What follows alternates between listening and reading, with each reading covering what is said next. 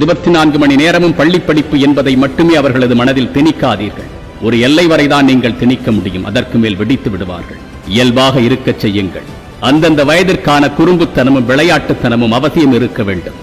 எந்த வயதில் எதை தெரிந்து கொள்ள வேண்டும் என்று இருக்கின்றதோ அதே போன்று எந்த வயதில் எது தெரிந்து கொள்ளக்கூடாது என்றும் இருக்கின்றது. அதையும் மனதில் வைத்துக் கொள்ளுங்கள். ஒருவன் தன் திறமையை நிரூபிப்பதற்கு துறை முக்கியமல்ல. திறமையானவன் எந்த துறையிலும் வெற்றி பெற முடியும். சமூக பார்வையை பிள்ளைகளுக்கு கொடுங்கள். ஏன் செய்ய வேண்டும் என்பதை அவர்களுக்கு சொல்லிக் கொடுங்கள். என்ன செய்ய வேண்டும் என்பதை அவர்கள் முடிவெடுத்துக் கொள்ளுவார்கள். நீங்கள் அதற்கு பக்கபலமாக இருங்கள்.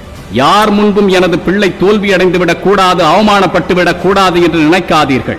சின்ன சின்ன தோல்விகளை, சங்கடங்களை, ஏமாற்றங்களை கூட அவர்கள் அவ்வப்போது சந்திக்க வேண்டும். அந்த வேளையில் அவர்கள் துவண்டு விடாமல் அவர்களுக்கு தோள் கொடுங்கள். உனக்கான வெற்றி காத்துக் கொண்டிருக்கின்றது என்று அவர்களுக்கு தைரியமூட்டுங்கள். தோல்வியும் வாழ்க்கையில் ஒரு அங்கம் என்பதை அவர்களுக்கு சொல்லிக் கொடுங்கள். எதற்கும் கலங்காதே, எதுவும் உன்னால்